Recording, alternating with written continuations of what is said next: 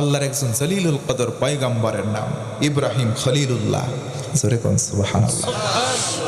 ইব্রাহিম খলিল আল্লাহর পেয়ারা নবীদের তালিকায় অন্যতম একজন। কোরআনে কারিমে দুইটা নবীর ক্ষেত্রে উসওয়াতুন শব্দ আল্লাহ তাআলা ব্যবহার করেছেন। নাম্বার 1, এক নম্বর হচ্ছে আমার আপনার নবী, নবীদের নবী মুহাম্মদুর রাসূলুল্লাহ সাল্লাল্লাহু আলাইহি ওয়াসাল্লাম। আর 2 নম্বর হচ্ছে নবী ইব্রাহিমের ব্যাপারে। জোরে বলুন সুবহানাল্লাহ।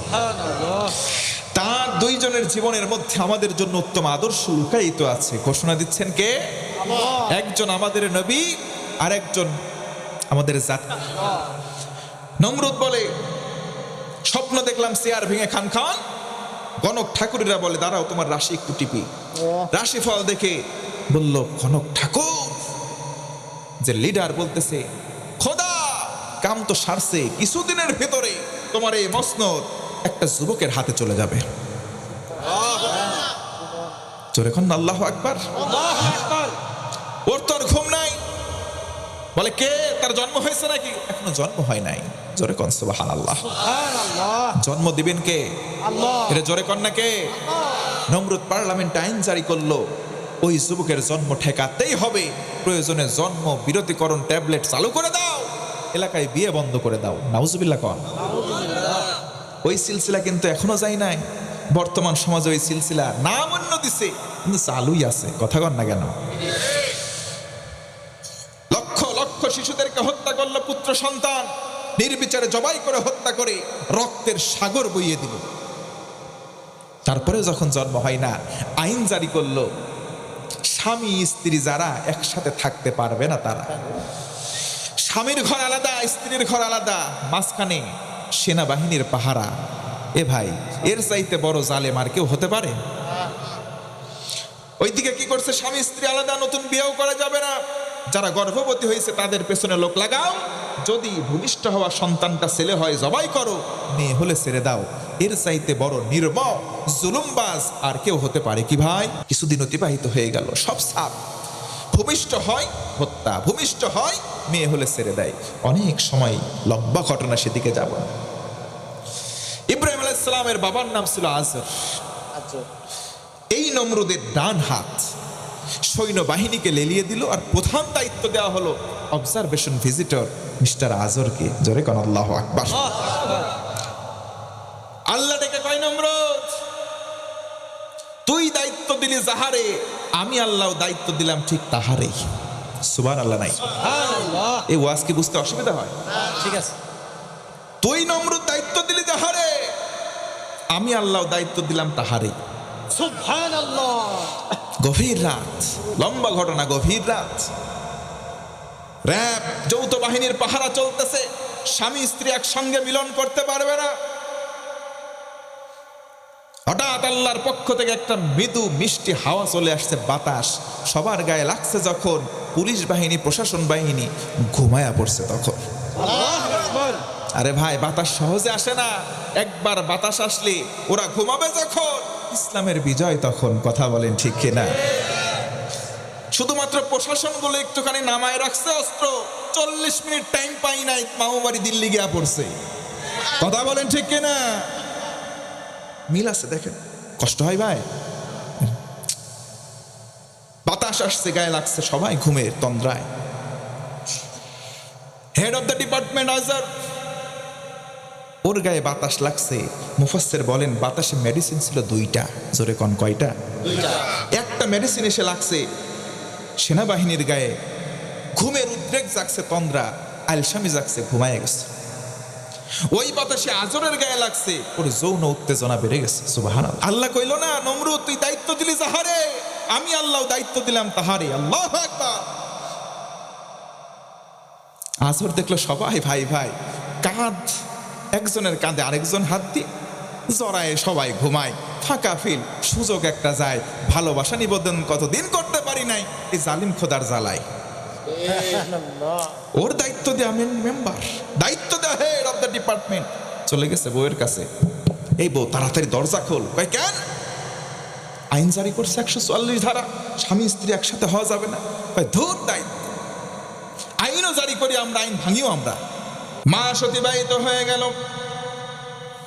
1 মাস 2 মাস হয়ে যায়। এইভাবে ভূমিষ্ঠ হওয়ার সময় যখন ঘনিয়ে আসলো, পৃথিবীতে 2টা নবীর মা গর্ভ ধারণ করার পর পেট একদম উঁচু হয় নাই, স্বাভাবিক ছিল। 1 নম্বর নবী সাল্লাল্লাহু আলাইহি ওয়াসাল্লামের মা আমিনার পেট ছিল স্বাভাবিক। আর 2 নম্বর হলো ইব্রাহিম নবীর আম্মা জান, তার পেটটাও ছিল ভূমিষ্ঠ হওয়ার আগ পর্যন্ত স্বাভাবিক। সুবহানাল্লাহ। কোন শত্রু টের পাই নাই। কিন্তু যে মা টের পেয়েছে আমি গর্ভবতী, গর্ভ ধারণ করেছে, কিন্তু স্বামীর কাছে কোনো খবর দেয় না। কারণ সন্তান যদি ছেলে সন্তান হয় জবাই করে মারবে, আর মেয়ে হলে বেঁচে রাখবে। এই জন্য ভয়ে ভয়ে সেই খবর স্বামীরে দেয় নাই। ভূমিষ্ঠ হওয়ার সময় চলে আসলো। অনেক লম্বা ঘটনা, সংক্ষিপ্ত করে বলি ভাইরা, যখন ভূমিষ্ঠ হবে, ব্যথা যখন, পেইন যখন বেড়ে গেল, নির্জনে নিভৃতে একা একা চলে গেলেন। ইব্রাহিম নবীর মা একটা পাহাড়ের গুহার মধ্যে পলায়ন করলেন।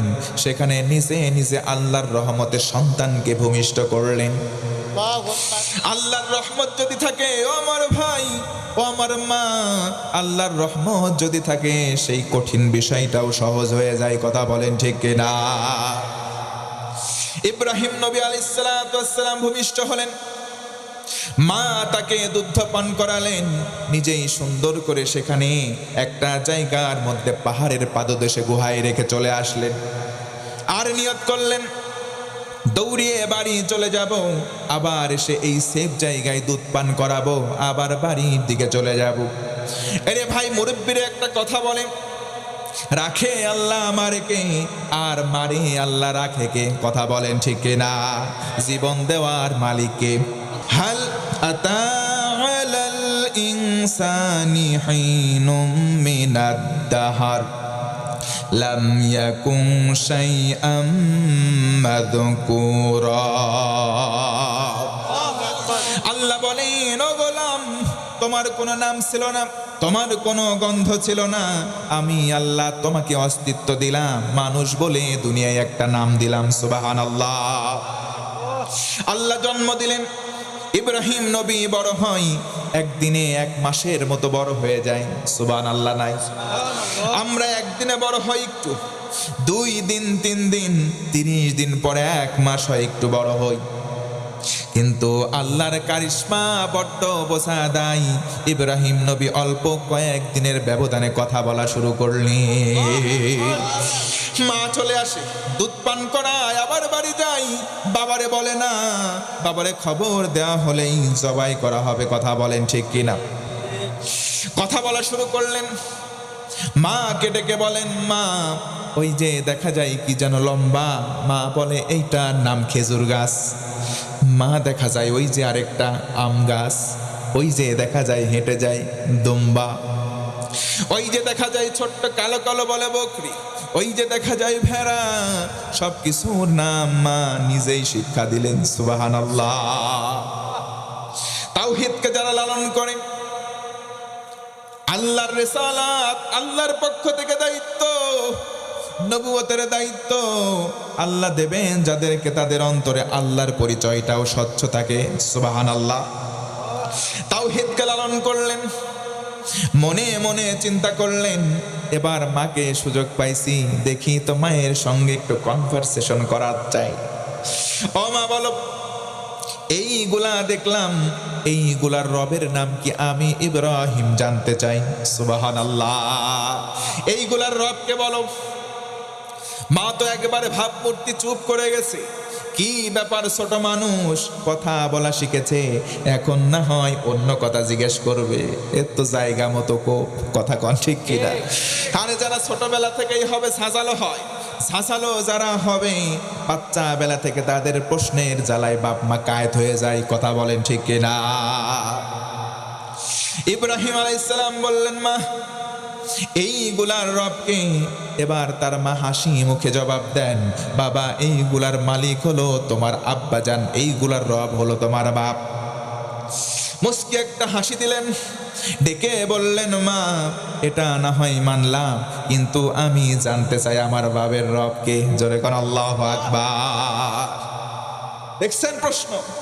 ও মা বলো, আমার বাবার রবকে, যেহেতু তোমার বাবা নমরুদের আন্ডারে চাকরি করে, বাবারে তোমার বাবার রবের নাম হলো নমরুদ, জায়গা মতো লাগছে? কথা কন ঠিক কিনা?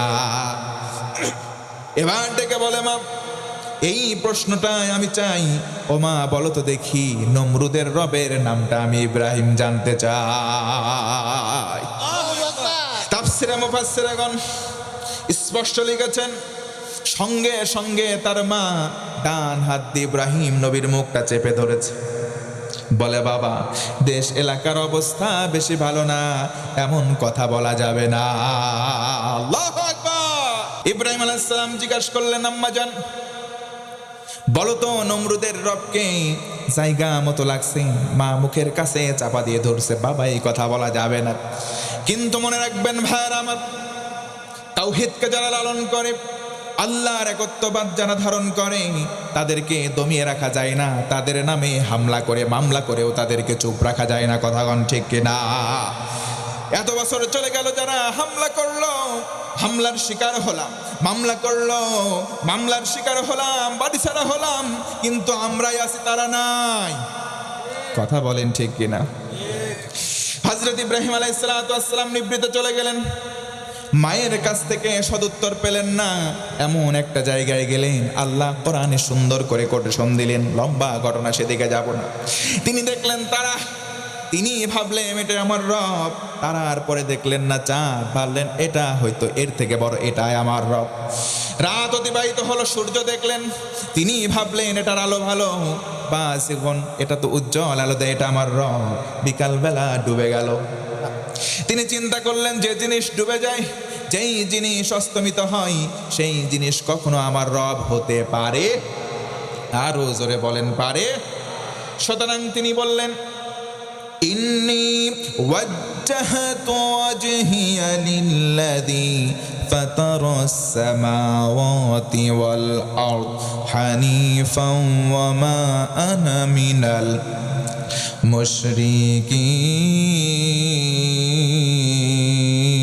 মুশরিকিন। তিনি বললেন, সমস্ত শিরিক থেকে আমি আমার চেহারা ফিরালাম, একমাত্র তাওহীদপন্থী হলাম।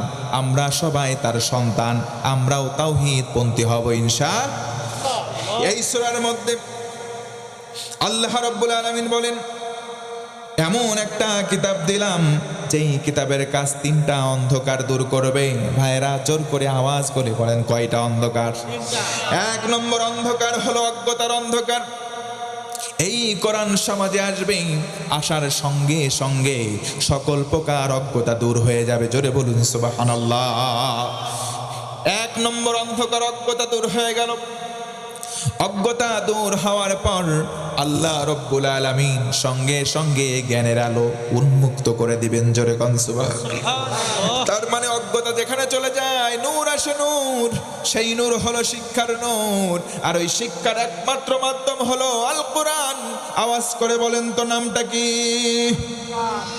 এই কোরআন আল কারীম আল্লাহ রব্বুল আলামিন নবীজির উপরে যখন নাজিল করে দিলেন, নাজিল করার পর ঘোষণা দিলেন, হে রাসূল শোনেন, আপনাকে আমি যে কোরআনটা নাজিল করলাম, এই কোরআন আল কারীম যদি কেউ মনোযোগ দিয়ে শোনে, দুইটা আদব মেনে যদি শোনে, আমি আল্লাহ বললাম লাআল্লাকুম তুরহামুন, সকল প্রকার রহমতের দরজা বান্দা বান্দির জন্য খুলে দেব। সুবহানাল্লাহ।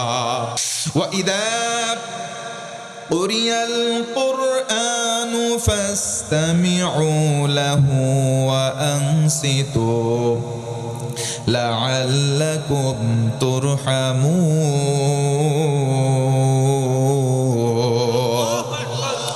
আল্লাহ রাব্বুল আলামিন বলেন, রাসূল যখন মানুষ কোরআন পড়বে, তখন অন্য যারা শুনবে চুপ থাকবে আর মনোযোগ বাড়াবে, আমি আল্লাহর দয়া তাদের উপরে বর্ষণ করব। জোরে কোন সুবহানাল্লাহ। আল্লাহ রাব্বুল আলামিন কোরআন নাযিল করে আবার ঘোষণা দিলেন, ইয়া আইয়ুহার রাসূল বাল্লিগ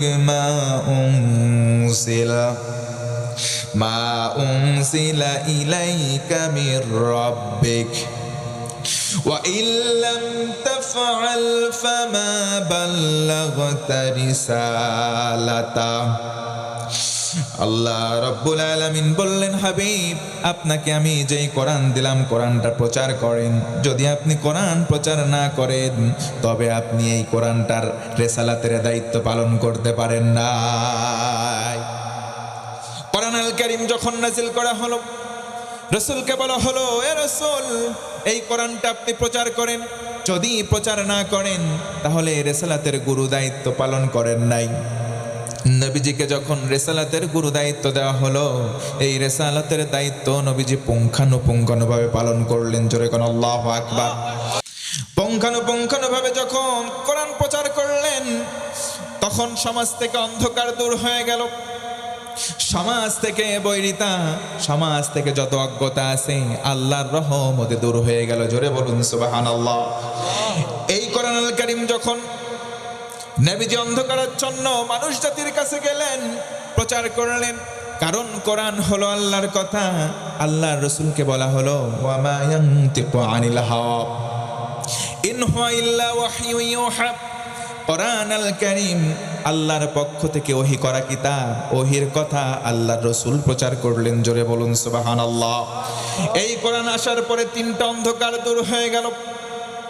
নাম্বার 1, 1 নম্বর অজ্ঞতা দূর হয়ে গেল। আর যেখান থেকে অজ্ঞতা দূর হয় সেখানে এমন আলো আসে, আলোর নাম হলো জ্ঞানের আলো। জোরে বলুন সুবহানাল্লাহ। ইসলামের প্রথম বাণী হলো ইকরা। হে রাসূল পড়ুন, পড়ার মাধ্যমে ইলম অর্জন হয়, আর ইলম অর্জনের মাধ্যমে কোরআনের ব্যাপকতা প্রসার পায়। জোরে কোন একবার আল্লাহু আকবার। তিনটা অন্ধকার দূর হয়। 2 নম্বর ভ্রষ্টতা দূর হয়ে যায়।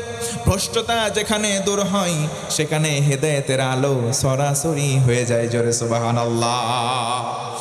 আল্লাহ রাব্বুল আলামিন কোরআন নাযিল করলেন, তিনটা অন্ধকার একদম দূর হয়ে যায়। 1 নম্বর হলো মূর্খতা দূর হয়, 2 নম্বর ভ্রষ্টতা দূর হয়ে যায়, আর 3 নম্বর কুফর দূর হয়।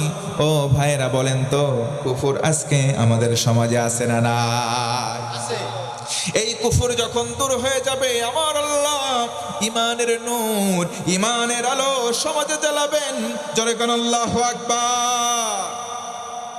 তাহলে অন্ধকার দূর হইল কয়টা? জোরে বলেন কয়টা? 1 নম্বর মূর্খতা, 2 নম্বর ভ্রষ্টতা, আর 3 নম্বর কুফর। জোরে কোন সুবহানাল্লাহ। 1 নম্বর অন্ধকার দূর, 2 নম্বর আলো আল্লাহর পক্ষ থেকে জ্ঞান চলে আসলো, ইলম, 2 নম্বর হেদায়েত, আর 3 নম্বর ঈমান। আমরা সবাই 3টা আলোয় আলোকিত হব ইনশাআল্লাহ। আর জোরে বলেন ইনশাআল্লাহ। আল্লাহর দিকে বলেন, বিইذনি রাব্বিহিম ইলা সিরাতিল আজিজিল হামিদ। আল্লাহু আকবার। এই যে ফর্মুলা, এই যে থিওরি দিয়েছেন একজন, তিনি কে?